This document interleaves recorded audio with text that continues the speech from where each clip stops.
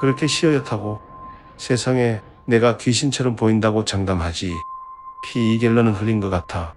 뭐? 아니야, 들킨 것도 아니야. 두서없이 이야기해서 미안. 그냥 뭐라고 해야 하지? 제3자처럼 보고 있는 것 같아. 이상한 감정이지. 그런 건 현장에서 많이 봐왔지. 내가 그런 걸 경험하게 될 줄 알았다면 이맘때쯤이라고 생각하기는 했지. 목 같은 일이지. 내 몸 밖에서 나와 둥둥 떠 있는 것 같아. 끈을 자르면 난 저 멀리 떠나가겠지. 범죄 현장 봤어? 보지 마. 사진 보지 마. 파일도 건들지 마. 나중에 나한테 고마워할 거야. 다리 떠는 거 멈출 수가 없어. 그래서 커피를 그렇게 들고 있는 거야. 탁자를 내가 흔들고 있는 거지. 잠깐만, 의자 좀 뒤로 밀게. 휴, 훨씬 낫군. 공식적으로 가야 합니다. 홉슨 씨. 당신이 변호인선 인권을 포기한다고 공식적으로 확인해 주시겠습니까? 아니, 변호사 스님에는 아직도 관심이 없어. 내 말은 맞아, 그 권리를 포기할 거야. 미안. 그리고 난 제정신이기는 해. 확실합니까? 응, 그럼 은퇴한 홉슨 밀게이트 형사는 변호인선 인권을 포기했다고 기록에 남기겠습니다.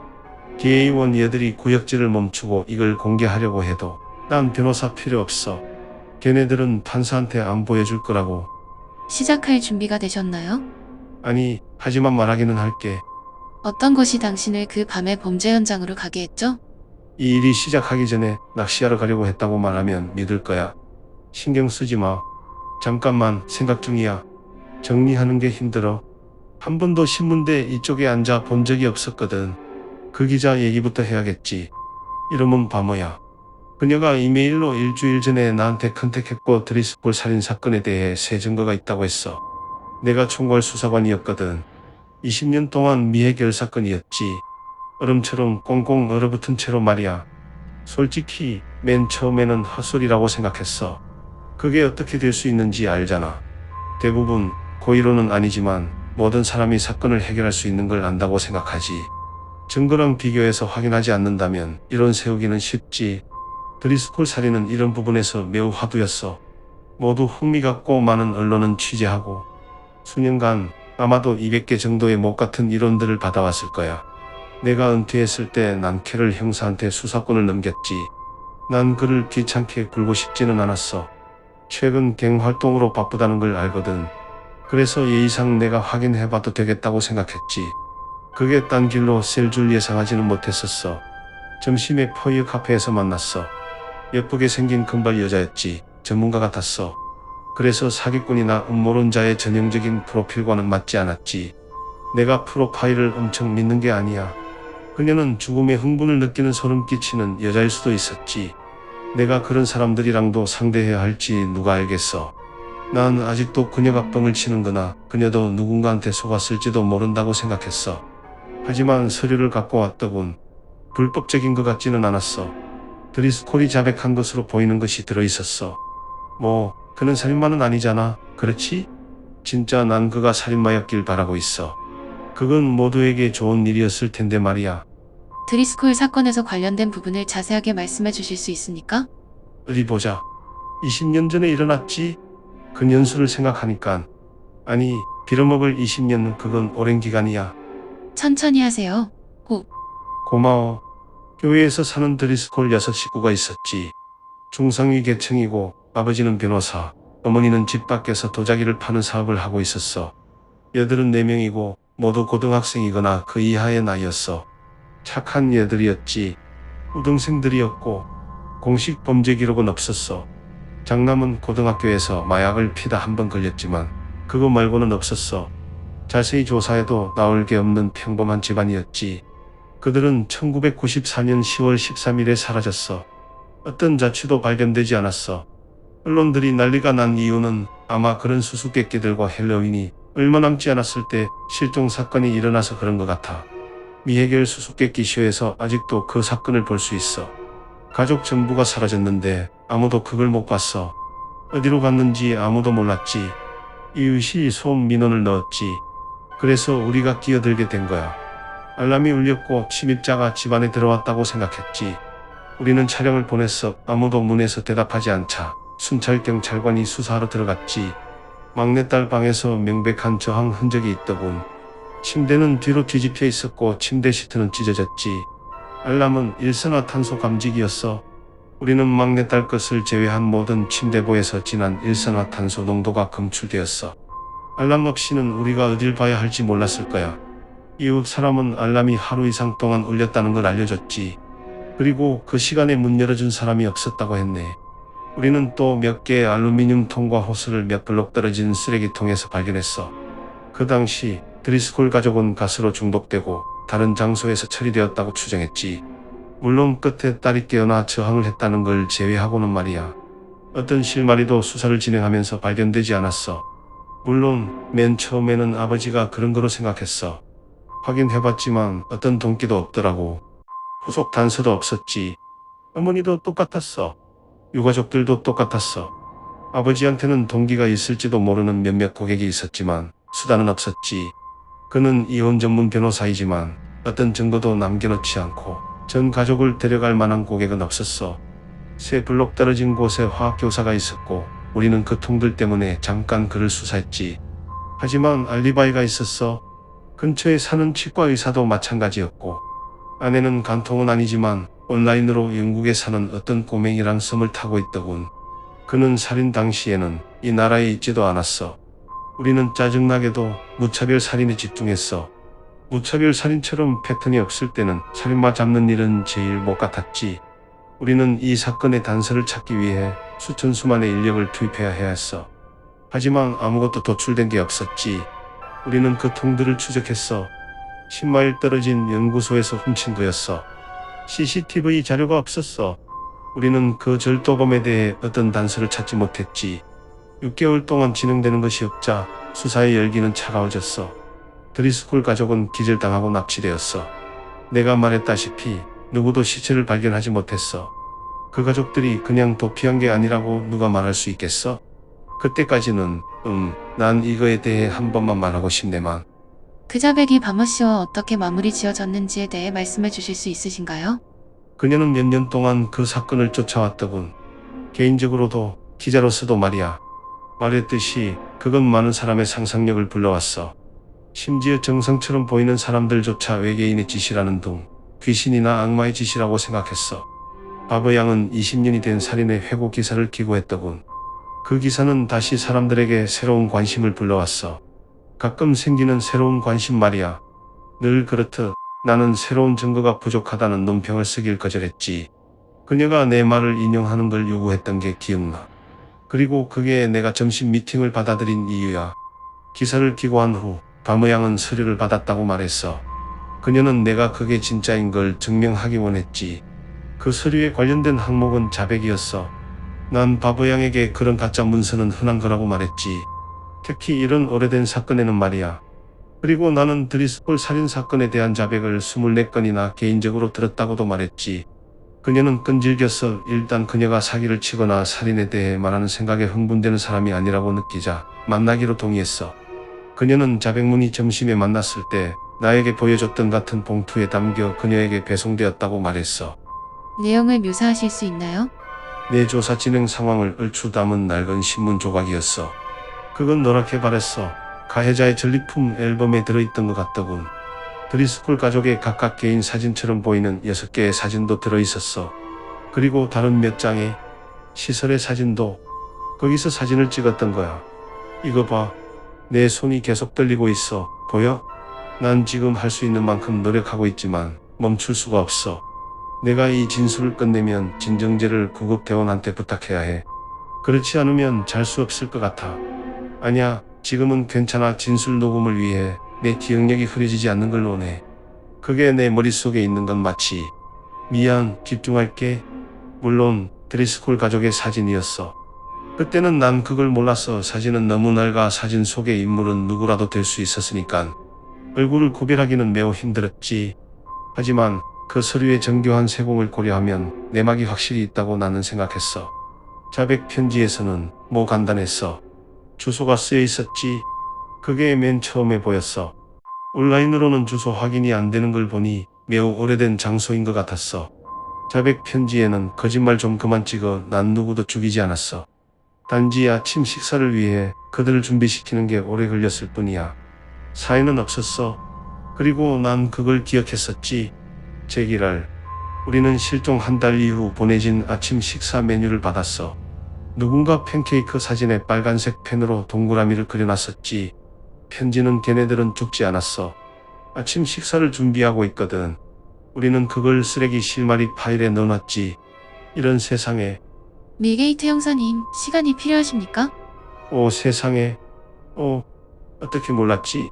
우리는 그 메뉴를 추적하려고 노력했어. 우리는 절대 그게 어디서 왔는지 알아낼 수 없었어. 마을 어떤 곳도 아니었어. 실마리는 다 잘렸었어. 우리가 더 뭘 할 수 있을지 알 수 없었어. 난 단지 오 하느님 왜 개인적으로 편지에 언급된 장소를 수사하기로 하셨죠? 미안. 난 이게 사기가 아니라는 걸 확신하고 싶었어. 그땐 아직도 확신하지 못했지. 20년 동안 사람들이 나한테 가짜 증거를 보냈으니까 아마도 이 사건이 내 상상력을 사로잡은 거일 수도 있고 난 항상 언젠가 내가 강구한 어떤 걸 생각해서 전부 다 해결할 거라고 생각했어. 누군가가 내 무릎에 대답을 내려놓은 걸 믿지 못하겠더군. 이 두 눈으로 볼 필요가 있었어. 바모양은 도시 기록을 통해 장소를 정확히 짚었었네. 하지만 우리 둘 다 그게 아직도 거기 있을지는 확신하지는 못했어. 버려진 산업 건물이었거든. 그게 유효한 메일 주소를 갖고 있던 때는 50년 전이었어. 우리 모두 알다시피 무너졌을지도 모르고 난 그걸 해결하는 사람이 되고 싶다고 생각했어. 그게 내 무릎에 떨어지든 아니든 그 사건은 20년 동안 내 머릿속에 있었거든. 다음 날 아침 바모양과 나는 거기서 만나기로 동의했었어. 범죄 현장을 묘사해 주실 수 있으신가요? 그래, 내가 말했듯이 그건 산업 건물이었어. 거의 120피트의 높이에 45피트 넓이인 건물이었어. 목조 건물이고 처음에는 옆에 있는 건물이랑 맞춰서 지은 것처럼 보였지. 하지만 건물 정면에 몇 군데가 최근에 덧붙여졌더군. 더 가까이서 보니 입구가 쇠사슬로 묶이고 잠가져 있었어. 내 생각으로는 판금 작업장이었어. 적어도 미안하지만 쓰레기통 있나? 통할 것 같군. 고마워. 우리는 미안. 내 속이 빈 줄 알았는데. 아니야, 난 이걸 말해야만 해. 그러고 나서 진정제 맞을 거야. 건물 안에서 냄새가 났었어. 매우 희미하게. 난 그게 타당한 이유로 칠 수 있다고 생각했어. 민간인이면 필요한 건 아니지만 시체 썩는 냄새는 절대 잊을 수 없는 걸 알잖아. 그들은 같은 냄새가 날 정도로 심각했던 거지. 난 자물쇠 따는 방법은 안 잊어버렸거든. 그래서 안으로 들어갔어. 있잖아, 난 정말로 그들이 죽었길 바라. 그가 연쇄 살인마였으면 좋았을 텐데. 진짜로 날 믿는다고 말해줘. 믿습니다. 건물 내부를 묘사해 주실 수 있으신가요? 이걸 이야기하려고 노력을 다하고 있어. 정말이야. 미안해. 이거 하고 나서 오랫동안 잠자고 싶어서 그래. 구급대원 여기 있어? 진정제는 준비되었고. 아, 고마워라. 그 창고는 우리가 전에 그렇게 생각하도록 만든 것이랑 달리 비어있지 않았어. 내부에는 6개 방과 중앙에 복도가 있었지. 구조는 낡았지만 다른 부분과 달리 시각적으로도 좀 더 새 것이었어. 각 방의 벽은 방음이 되어 있었어. 밖에 창문이나 방 사이에 연결문은 없었어. 출입구는 단지 복도를 통해서였지. 그쯤에서 난 바모양을 떠나게 하려고 노력했어. 있잖아. 그 냄새는 안에서 더 심해졌어. 그 냄새 자체를 느낄 수 있을 정도로 모래 같은 게 코에 낀 거 마냥 피부 전체에 모래가 묻어있는 것처럼. 그 방들은 그 방 안에 압력기가 있었어. 유압프레스 말이야. 4풋 넓이에 8풋 길이인 맞춤형 유압프레스였지. 맨 처음에는 왜 이게 여기 있는지 이해할 수 없었어. 의료용 침대처럼 보이는 거 뒤에 있었으니까. 그리고 다른 의료기기도 방마다 있었었지. 그걸로 그들을 그렇게 오랫동안 살려놓은 거였지. 물론 눈앞에 검은 점이 보이는 것 같아. 휴식이 필요하십니까? 이걸 다시 시작해야 한다는 생각이 마무리 짓는 것보다 더 끔찍하군. 그럼 다음에 취하신 행동에 대해 말씀해 주시죠. 건물은 명백하게도 진행 중인 범죄 현장이었어. 그때는 아무런 의심도 없었지. 난 내가 연쇄살인범이라고 믿어왔던 것에 둥지에 있었던 거야. 바모양에게 몇 번이나 가라고 말했지. 그녀는 땅에 서서 날 혼자 두고 가는 건 올바른 게 아니라고 거절했지. 그녀에 대한 내 의견은 그녀가 좀 참견적이지만 기본적으로 괜찮다는 거였지. 그리고 날 두고 가더라도 그녀가 골칫거리가 될 거로 생각하지 않아. 난 혹시라도 그 가족들이 불가능하지만 어떻게든 살아있고 어쩌면 위험에 처해 있을 경우 나 혼자서라도 진행해야 할지 아니면 밖으로 나가 백업을 불러야 할지 판단을 내려야만 했어. 내 아내에게 내가 간 곳에 대해 말했었으니까 내가 없어지면 다들 알게 될 거고 최악의 상황이 생기면 경찰에 신고하겠지. 우리 둘 다 통신망이 터지지 않았어. 미안, 내가 두서없이 이야기하고 있구먼. 그러고 나서 난 들었어. 그건 숨소리도 아니었어. 숨소리처럼 들렸지만 사실 아니었지. 난 그거에 대해 더 설명하고 싶지 않아. 소리가 들렸어. 그건 내 주의를 더 이끌었어. 행동해야만 했지. 그게 제일 중요한 거였어. 창고 저 끝에 지하실로 내려가는 계단이 있었지. 바모양에게 뒤에 있으라고 하고 내 경찰용 리볼버를 꺼냈지. 나한테 플래시도 있어서 지하실로 내려갈 때 켰어. 지하실은 손으로 판 거였어. 아마도 실종된 20년 그 이전부터 있었겠지. 나도 모르겠어. 바닥은 더럽고 일정한 간격을 두고 버팀목으로 지지할 만큼 저 끝까지 터널이 있었어. 그리고 내 플래시가 그 더미를 그들이 모두 죽었으면 그가 살인범이었으면 잠깐 쉬세요. 내가 정신을 차리고 나서 내 첫 번째 생각은 정말 다행이다. 그들이 모두 죽어서 난 젠장 맞을 64살이란 말이야. 난 더는 잘 잊어버리는 젊은이가 아니라고. 젊을 때는 넌 무적이고 절대 죽지 않는다고 느끼지. 난 날 보호할 만 그런 것은 이제는 갖고 있지 않다고. 내가 투덜대는 거 봐. 그 가족들이 뭔 짓을 당했는데. 내 잘못이야. 내가 그들을 발견했어야 했어. 어떻게든 그들을 구해야 했어. 미안합니다. 물어봐야겠어요. 그 현장을 묘사해 주실 수 있나요? 그래, 할 수 있어. 난 처음에는 내가 뭘 보고 있는지 몰랐어. 젠장, 난 지금도 모르겠어. 그건 덤이었어. 아마도 2피트 정도로 두꺼웠지. 악취랑 색깔로 볼 때 그건 명백하게도 인간살로 만들어진 거야. 난 살인마가 그들을 해체한 후 조각으로 쌓아 올렸다고 생각했어. 그것도 충분히 안 좋았을 텐데 말이야. 나에게 사실을 알게 한 첫 번째 것은 눈알이었어. 덤이 제일 위에서 잔 받침 크기까지 모양이 일그러진 안화 가운데에서 완벽하게 둥근 눈알이 있었어. 그리고서 내가 보고 있던 게 뭔지 알게 되었지. 요컨대 빌어먹을 20년 동안의 고문이었던 거야. 그 새끼는 드리스콜 전 가족을 20년 동안 그 압력기 밑에 두었던 거야.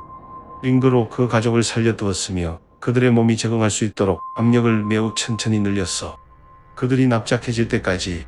팬케이크처럼 말이야. 그는 20년 동안 매년 약 4분의 1인치씩 정도로 짓눌렀던 거야. 그들이 움직일 수 없을 정도로 뼈가 부서지고 비참한 상태가 되자 그들을 거기서 끄는 거지. 회복 가능성은 전혀 없는 상태로 말이야.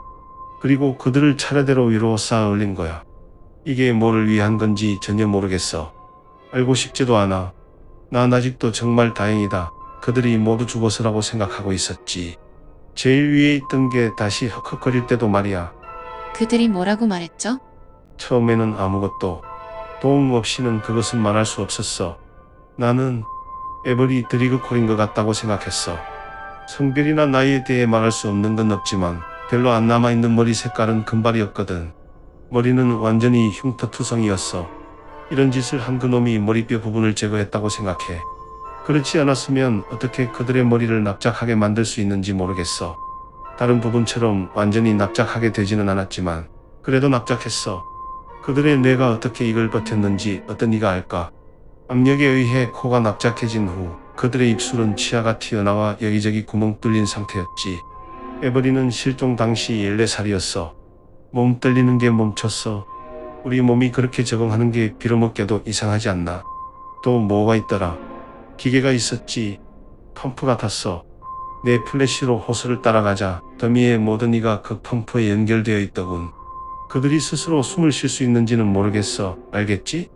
잠깐은 쉬지 못했지만 그 가족의 폐는 부풀어 오를 만큼 면적이 있지 않았어. 각자 가슴에 어떤 구멍이 있더군. 그리고 펌프에 스위치가 있었어. 내가 왜 그걸 눌렀는지 모르겠어. 공황 상태에 있었던 것 같아. 뭘 해야 한다고 생각했어. 아마도 바보같이 내가 그걸 키면 폐가 부풀러 올라 괜찮아진다고 생각했던 것 같아. 내가 그걸 켰어. 가장 높이 있는 호스의 공기 압력이 올라갔어. 펌프질이 강해지는 걸 들을 수 있었어. 그때 에버리 드리스콜이 비명 지르기 시작했지. 그는 죽여달라고 나에게 빌었어. 다른 것도 말했어.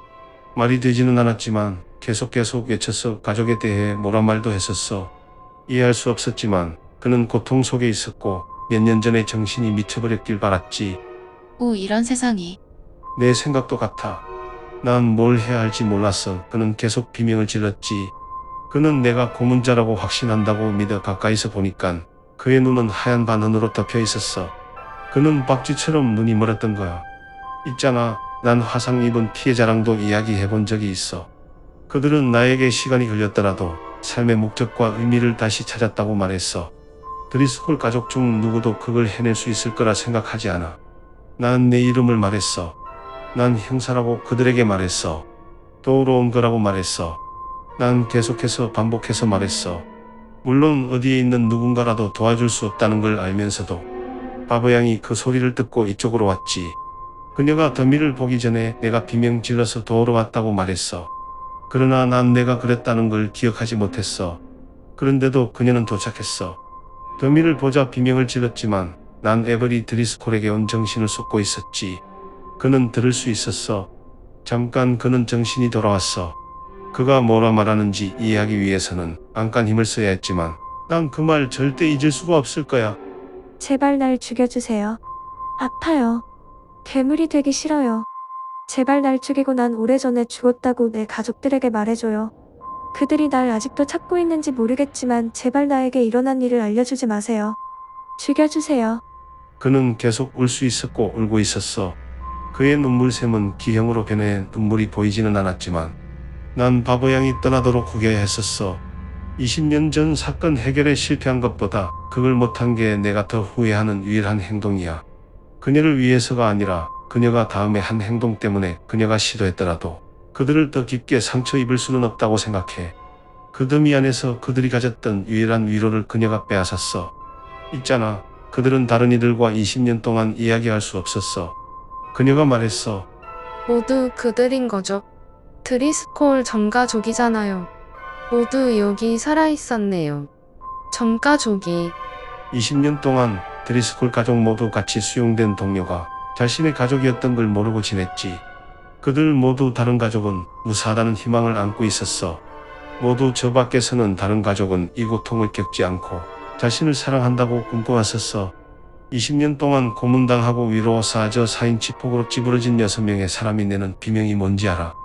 마치 지옥의 문이 활짝 열리는 소리 같았어. 그 정도면 충분할 것 같습니다. 밀게이트 형사님. 아직 안 끝났어. 이건 내 잘못이었어. 내가 더 열심히 했어야 했는데, 그 실마리를 쫓아갔어야 했는데, 아마도 그게 그들이 의도한 걸 거야. 그걸 소리 질렀던 거야. 이건 내 실수이고 내 의무였어. 난 그들을 쏴서 자비는 이루기 힘든 거지만 난 그들에게 빚졌어.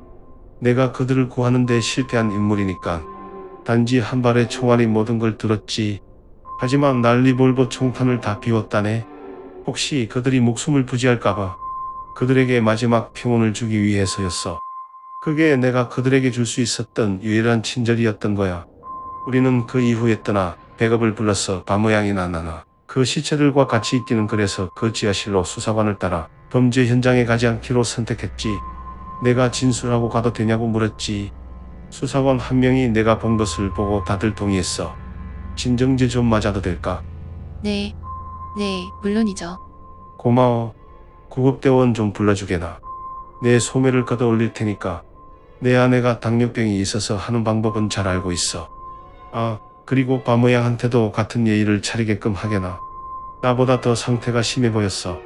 그 불쌍한 아가씨는 그 후 토하거나 울 수도 없더군. 물론이죠. 그녀가 어디에 있는지 아십니까? 총수사관한테 집에 간다고 말했는데 우리는 그녀에게 연락을 취할 수 없더군요. 그 신문은 확인해봤어? 어떤 신문이요? 일간 세계신문. 확실합니까? 일간 세계신문사에는 바버라는 성을 가진 직원은 없어요.